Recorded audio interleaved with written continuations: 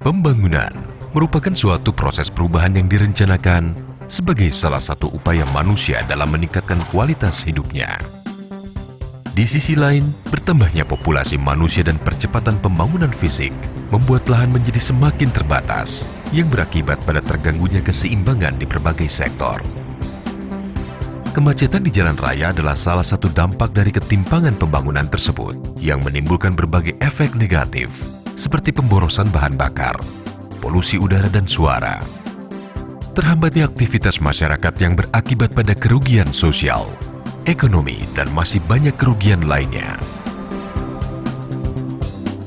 Secara umum, ketimpangan dalam perencanaan dan pelaksanaan pembangunan antara infrastruktur dengan pertumbuhan industri dianggap sebagai penyebab utama kemacetan.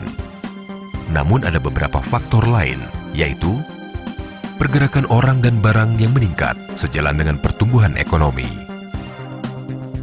Pertumbuhan jumlah kendaraan tidak sebanding dengan penambahan ruas jalan. Sistem pengendalian atau kontrol lampu lalu lintas yang sudah tidak efektif lagi, yaitu menerapkan program waktu siklus yang sifatnya tetap dalam mengatur volume lalu lintas yang setiap saat berubah-ubah.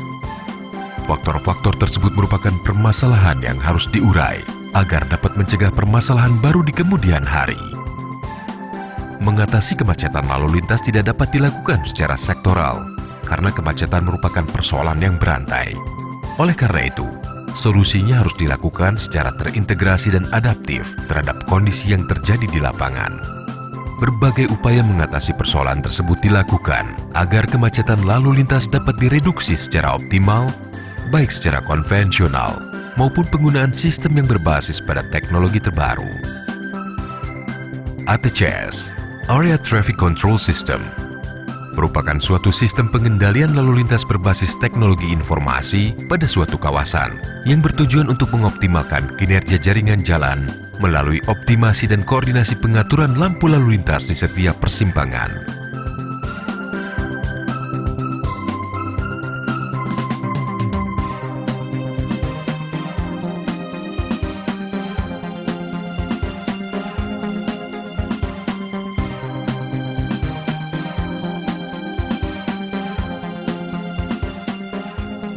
Tujuan penggunaan ATCS diantaranya adalah meningkatkan keselamatan lalu lintas, mengurangi pemakaian bahan bakar dan polusi karena berkurangnya waktu perjalanan, secara tidak langsung mengurangi polusi udara dan kebisingan, meningkatkan kualitas kehidupan perkotaan, memberikan kelancaran pelayanan bagi kendaraan darurat seperti pemadam kebakaran, ambulans, dan lain-lain, mengurangi jumlah petugas pengatur lalu lintas di persimpangan, memberikan support dalam manajemen dan rekayasa lalu lintas.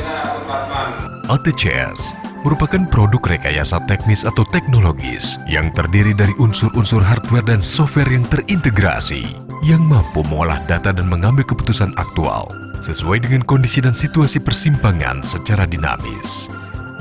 Adapun konfigurasi ATCS terdiri dari perangkat lapangan seperti traffic control, kamera, detektor, dan DIS atau display informasi sistem yang ditempatkan pada mulut persimpangan ataupun di ruas jalan.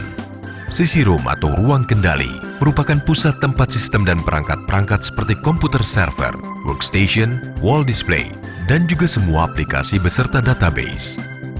Networking atau link komunikasi menggunakan kabel FO atau fiber optik yang menghubungkan komunikasi antara ruang kendali dan perangkat lapangan.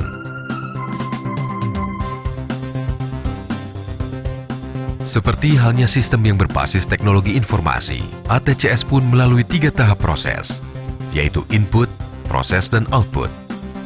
Sumber data atau informasi diperoleh dari detektor kendaraan dan kamera CCTV yang disimpan di mulut persimpangan, memberikan informasi panjang antrian, volume kendaraan, dan penyebab kemacetan yang disebabkan oleh kecelakaan, mogok, maupun kejadian alam. Sumber data lain ditempatkan pada ruas jalan berupa detektor yang dapat memberikan informasi tentang kecepatan, jumlah dan jenis kendaraan yang lewat, serta input data berupa laporan dari masyarakat dan media. Data yang diperoleh selanjutnya dikirim ke server untuk diproses.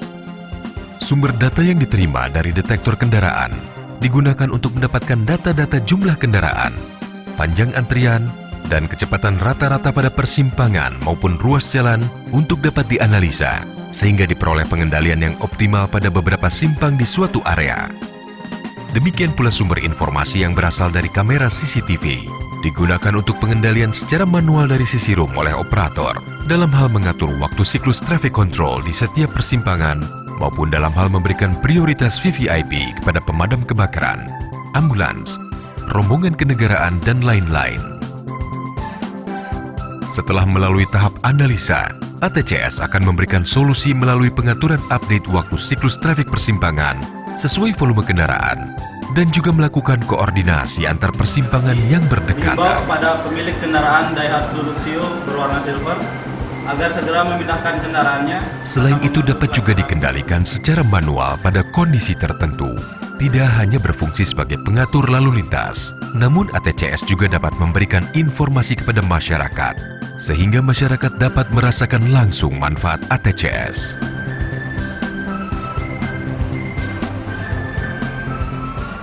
Bentuk informasi berupa papan informasi elektronik menampilkan informasi berupa teks atau gambar sebagai informasi lalu lintas bagi pengguna jalan.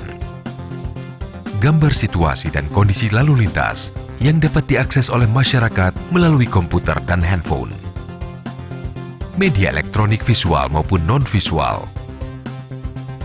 Informasi rute alternatif perjalanan ke lokasi tujuan. Hotline service. Sosial media.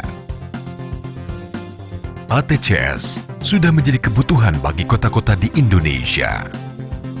PT Marktel, salah satu produsen perangkat ATCS di Indonesia, yang produknya telah dipasang dan dioperasikan di beberapa kota besar di Indonesia, merupakan bagian yang sangat penting dalam pengembangan ITS ke depan yang sudah banyak digunakan atau diterapkan di negara lain.